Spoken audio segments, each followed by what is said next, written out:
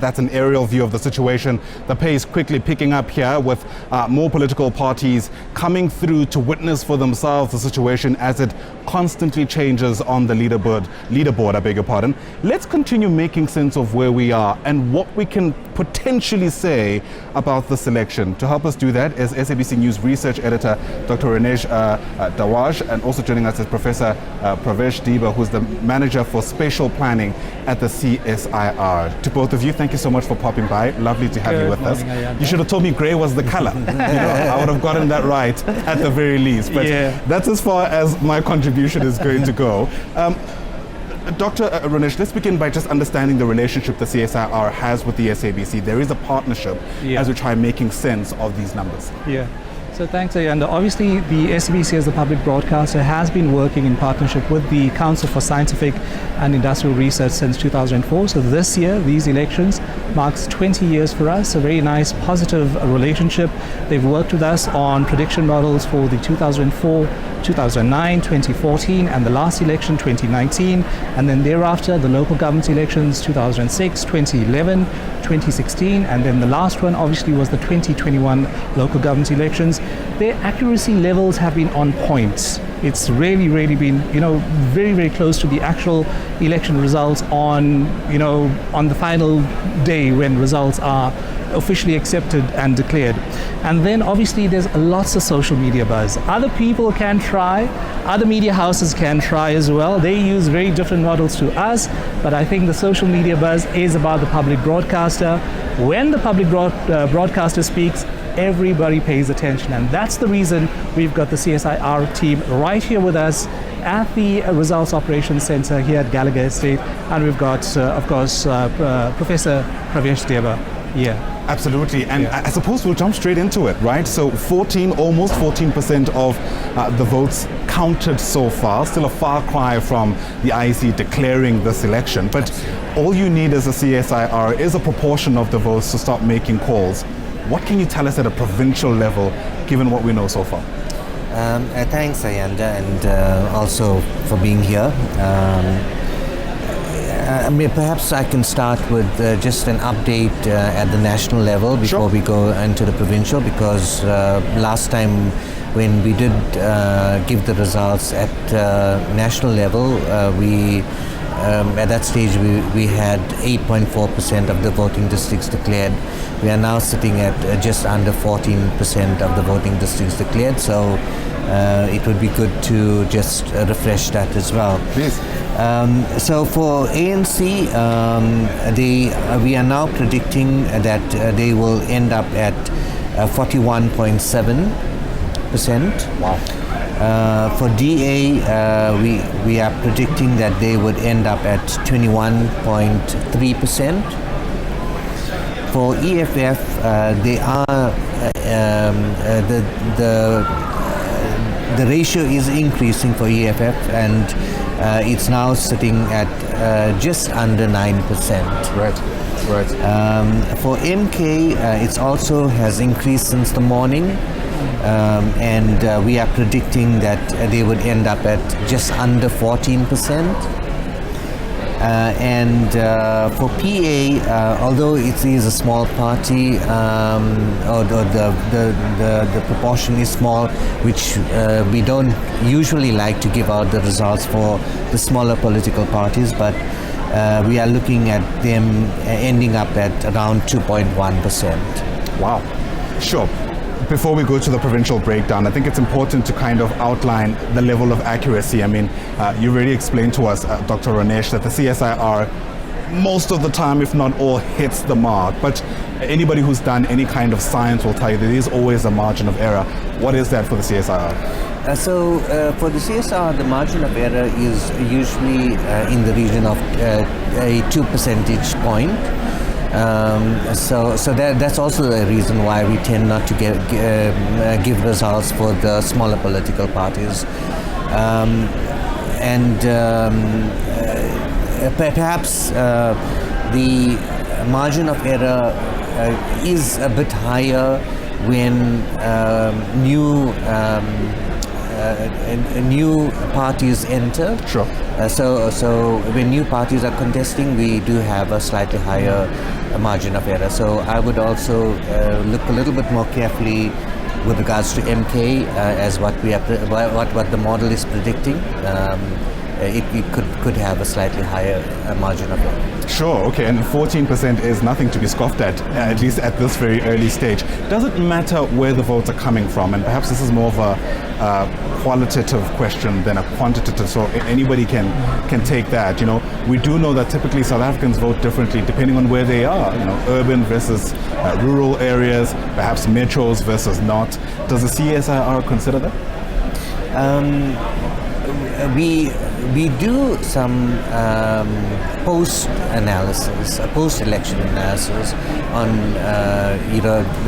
rural versus urban and so on. So once we have all the data, then we tend to look at that. But I think during this stage, we don't concentrate on looking at that type of information. All right, fair enough. So if my numbers are anything to go by, ANC still leading at 41%. It's followed by the DA, 21.3%. Then interestingly, the MK party at 14%. Top four rounded off by the EFF at 9%. That's at a national level as things start. Yes. Provincially, perhaps we should kick things off with KwaZulu-Natal. I think there's a lot of interest there because of just the dominance of the MK party at a national level. They've always argued that they're not a, provincial localized political party. But of course, many people want to see how they performed specifically in that region. Yeah, I'm sure there is a lot of interest in KZN. Yeah. But Ayanda, I'm going to disappoint you and tell you that I'm not going to give KZN now.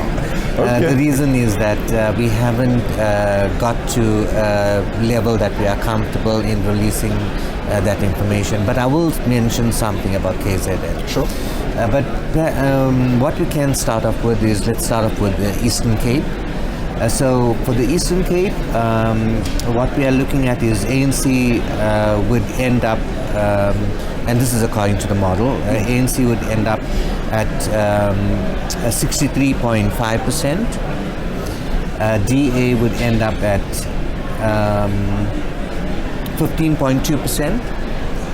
EFF would end up at 9.8%.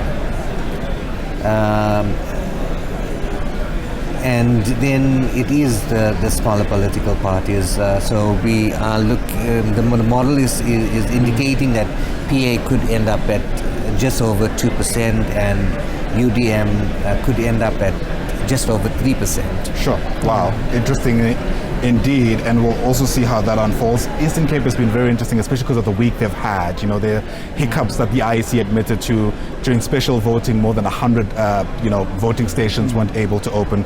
So we'll acknowledge and park that. What else can you tell us at a provincial level? Okay. Then for the Free State,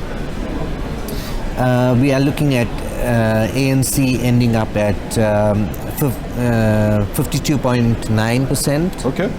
DA ending up at 22.2%. EFF ending at 12.2%. Freedom Front Plus will end up at just under 4%. Sure. And MK also is looking reasonable there, ending up at 2.5%. But again, MK is a new party and it's small in the Free State. Sure. When I know that, I think, and you'll correct me on the exact figures, but I mentioned at the beginning of our discussion that the CSIR only needs but a proportion of the results to come in before you make, predictions that you're comfortable and confident in. What is that threshold? Have we passed that threshold insofar as the number of votes counted so far? Thanks for that, and perhaps I should have mentioned this in the beginning. So usually at the national level, our threshold is between 5 to 10%, and we have passed that, so we are quite comfortable, with the national result, but just bearing in mind new political parties and the smaller parties.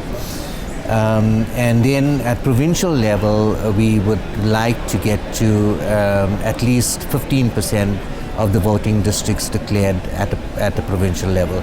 So the results I'm giving you at the moment is for the provinces where 15% of the voting districts have been declared.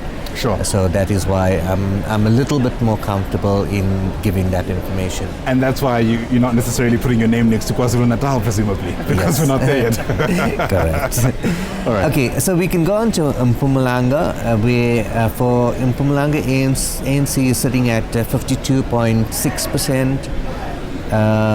MK is sitting at, we're expecting them to end up at 15.7%. EFF, we're expecting them to end up at 13.2%. DA, we're expecting them to end up at 12.2%. And Freedom Front Plus, we're expecting them to end up at 2.3%. Sure. So just consider that is smaller with a higher margin of error. Sure. For Northwest, okay, let's just go onto Northern Cape first. So for Northern Cape, we are looking at Northern Cape ending up at 50.3%.